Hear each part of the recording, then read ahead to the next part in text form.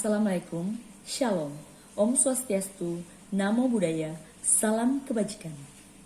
Perkenalkan, saya Jesslyn sebagai moderator kelompok 3 Anatomi Gigi Permanen Premolar Maksilar. Kelompok kami, kelompok 3 yang beranggotakan Ririn Pramudita, Jesslyn, dan Helena Yosefina Sermatang. Dan dosen pembimbing kami, Dr. Gigi Haja Kurnia, SKG. Pertama-tama, skema penjelasan yang akan kami paparkan yaitu latar belakang, bukal, palatal, mesial, distal, dan oklusal beserta landmarknya, akar, dan kesimpulan. Pada bagian bukal, palatal, dan mesial akan dibawakan oleh rekan saya pemateri Ririn Pramudita, dan pada bagian distal, oklusal, akar dilanjutkan oleh rekan saya pemateri Helena Yosefina Sermatang. Latar belakang, gigi premolar permanen atas adalah gigi geraham depan yang terletak di sebelah gigi canines dan memiliki bentuk trapesium. Ukuran gigi premolar lebih besar dari gigi seri dan taring atau canines. Bentuk gigi premolar atas memiliki bentuk trapesium, sedangkan bentuk gigi premolar bawah berbentuk belah ketupat. Mahkota gigi premolar atas lurus di atas ke akarnya. Fungsi gigi premolar untuk mengunyah dan menghaluskan makanan. Gigi premolar pertama kali muncul sebagai gigi permanen pada usia 10-12 tahun. Orang dewasa memiliki 8 gigi premolar, yaitu 4 gigi premolar di atas dan 4 gigi premolar di bawah. Biasa juga disebut dengan gigi P1 dan P2. Gigi premolar rahang atas terbagi menjadi 5 bagian, yaitu bagian bukal, palatal, mesial, distal, dan oklusal. Saya memberi kesempatan kepada pemateri untuk memaparkan materi selanjutnya. Terima kasih moderator, saya akan menjelaskan tentang bukal. Bukal adalah bagian gigi yang menghadap ke pipi. Bentuk mahkota trapesium, kaps lebih besar dari P2, panjang dan tajam, menunjukkan konvergensi servikal. Outline oklusal menunjukkan kaps bukal panjang dengan ujung meruncing. Terdapat landai kaps mesial dan distal. Landai mesial pada kaps bukal lebih panjang dan lurus dari landai distal. Ujung kaps lebih ke arah distal. Permukaan bukal konveks. Bukal ridge jelas. Terdapat depresi jelas dalam arah mesial ke bukal ridge. Garis servikal konveks ke arah akar. Akar miring ke distal. Bagian-bagian bukal terdapat apeks akar, garis servikal, kras bukal, titik kontak mesial, titik kontak distal, groove distobukal, groove distomesioobukal. Palatal. Palatal bagian belakang gigi yang menghadap ke langit-langit. Mahkota mengerucut ke arah palatal. Aspek mahkota yang paling mengerucut adalah distal. Permukaan berbentuk bulat, permukaan konveks halus, kaps palatal lebih pendek dari kaps bukal, kaps lingual miring ke mesial, garis servikal konveks ke arah akar. Bagian-bagian palatal terdapat marginal developmental groove mesial, garis servikal, keras palatal, marginal ridge mesial, kaps palatal, kaps bukal, marginal ridge distal, kaps marginal distobukal. Mesial. Mesial adalah bagian gigi yang mendekati pada garis median.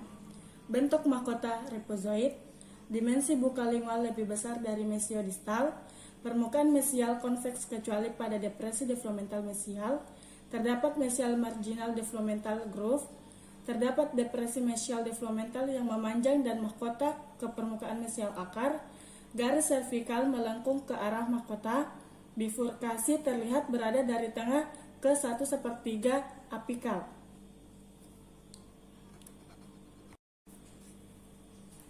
Bagian-bagian mesial adalah akar bukal, developmental depression mesial, garis servikal, ridge servikal bukal, groove mesiobukal, titik kontak mesial, marginal ridge mesial, cups ridge mesiobukal, supplemental groove, triangular ridge bukal, sulcus, triangular ridge palatal, cups ridge mesiopalatal, marginal developmental groove mesial, crest palatal, developmental depression mesial, bifurkasi, akar palatal.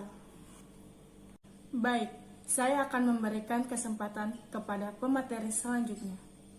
Ya baik, terima kasih moderator. Jadi di sini saya akan menjelaskan apa itu distal. Distal adalah bagian gigi yang jauh dari garis median. Permukaan konsek kecuali pada arah servikal hingga area kontak datar. Tidak ada developmental groove dan depresi. Distal marginal ridge berada lebih ke servikal dari mesial marginal ridge. Distal marginal ridge panjang dan konsek. Distal triangular fossa besar dan dalam.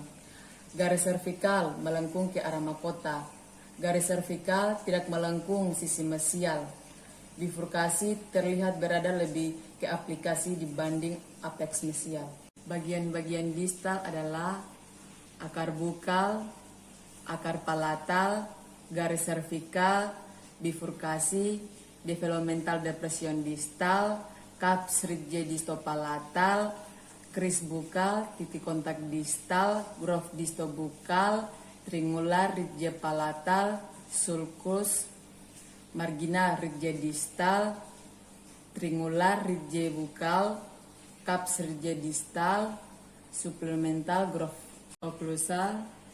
Occlusal adalah kontak antara gigi geligi. Memiliki dua cups yaitu bukal dan palatal. Cups bukal lebih panjang dari palatal. Jarak cups relatif dekat. Bidang oklusal lebih sempit dari P1. Bidang oklusal terlihat asimetris. Bidang oklusal membentuk Heyanox.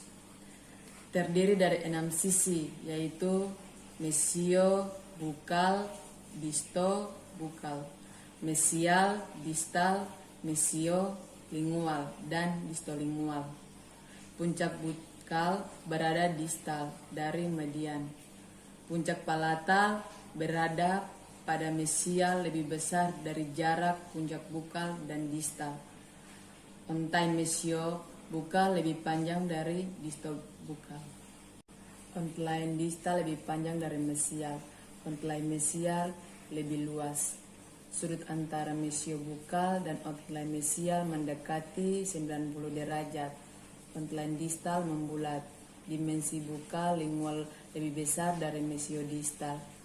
Menyujuki konferensi ke arah palatal terdapat 5 ridge yaitu triangular, transverser, mesial, marginal, distal marginal, dan cups ridge.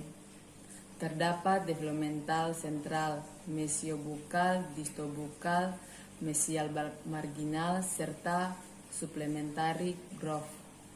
Supplementary groove tidak sebanyak P2. Terdapat 2 fossa yaitu mesial, triangular, dan distal, triangular fossa. Terdapat pit di area triangular fossa.